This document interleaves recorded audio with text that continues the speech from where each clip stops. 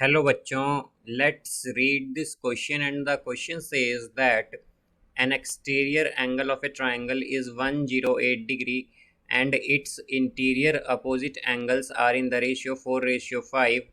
The angles of the triangle are, now let's see the options. Option A 48 degree, 60 degree, 72 degree. Option B 48 degree, 60 degree, 70 degree. Option C 42 degree, 60 degree, 76 degree and option D 52 degree, 56 degree, 72 degree. तो आइए अब इस question को यहाँ पर हम solve कर लेते हैं। इस क्वेश्चन में कहा गया है कि एक एक्सटीरियर एंगल जो है ट्राइंगल का वो 108 डिग्री है और जो इंटीरियर अपोजिट एंगल्स हैं उनका रेशियो है 4:5। तो हमें बताना है कि एंगल्स क्या होंगे ट्राइंगल के। तो यहाँ पर हम की कॉन्सेप्ट यूज़ करेंगे, कॉन्सेप्ट दैट एक्सटीरियर। तो हमारे पास जो एक्सटीरियर एंगल्स होते हैं, एक्सटीरियर एंगल या हम कहें कि जो एक्सटीरियर एंगल होता है एक ट्रायंगल का ऑफ ए ट्रायंगल, वो इक्वल होता है, इज़ इक्वल टू, वो इक्वल होता है sum of opposite interior angles के, equal to the sum of opposite interior angles.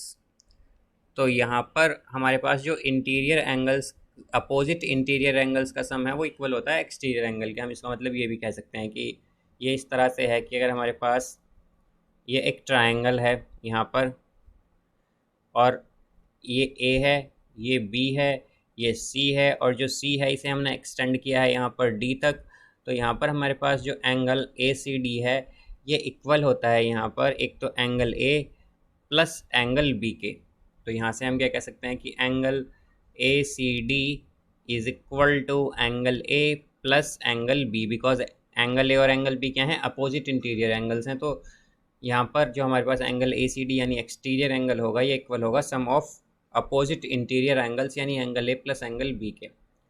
तो इसी तरह अब अगर हम देखें तो यहाँ पर हमसे क्या कहा गया है कि हमारे पास एक्सटीरियर एंगल 108 है और जो अपोजिट इंटीरियर अपोजिट एंगल्स हैं उनका रेशियो है 4:5। तो हम इसी डायग्राम से जो ट्रायंगल ए बी सी अगर हम इसी में देखें तो हम मान लेते हैं कि हमारे पास ये जो एंगल ए और बी का रेशियो क्या गिवन है हमें 4:5। तो हम क्या कहेंगे कि angle A ratio angle B हमें क्या गिवन है 4:5। तो हमारे पास एंगल ए क्या आएगा, एंगल ए आएगा 4x, एंगल बी आएगा 5x। तो यहाँ पर हम क्या कह सकते हैं कि हमारे पास यहाँ पर एक्सटीरियर एंगल क्या है 108 डिग्री। तो एक्सटीरियर एंगल क्या था हमारे पास, angle A plus angle B के इक्वल। तो यहाँ से हमारे पास आएगा 108 degree is equal to 4x plus 5x, ये आ जाएगा हमारे पास। तो यहाँ से अब अगर हम देखें तो ये होगा 9x is equal to 108 degree. तो x की वैल्यू क्या आई हमारे पास, x की वैल्यू आ गई यहाँ पर 12 डिग्री। तो x 12 डिग्री है। तो हम क्या कहेंगे कि एंगल ए क्या आएगा हमारे पास, एंगल ए हो जाएगा यहाँ पर 4 × 12, बिकॉज x 12 है यहाँ पर। तो ये हो जाएगा 48 डिग्री। तो एंगल ए है 48 डिग्री और एंगल बी अगर हम देखें तो एंगल बी होगा 5x यानी कि 5 × 12 डिग्री। तो ये हो जाएगा 60 डिग्री। तो एंगल बी है हमारे पास 60 डिग्री, ये आ गया यहाँ पर। अब जैसा कि हम जानते हैं कि हमारे पास ट्रायंगल में जो एंगल्स का सम होता है वो होता है 180 डिग्री। तो हम क्या कहेंगे कि जो सम होता है, sum of angles in triangle is 180 degree. तो 180 डिग्री होता है। तो हम क्या कहेंगे कि angle A plus angle B plus angle C क्या हो जाएगा 180 डिग्री। अब एंगल ए क्या है हमारे पास 48 डिग्री प्लस एंगल बी क्या है 60 degree and plus angle C हमें फाइंड करना है इज इक्वल टू 180 डिग्री। तो हमारे पास क्या आएगा, angle C is equal to 180 degree minus 108 degree, because यहाँ पर जो 48 प्लस 60 है क्या होगा 108। तो 108 डिग्री। तो एंगल सी आएगा यहाँ पर 72 डिग्री। तो ये आ गया हमारे पास।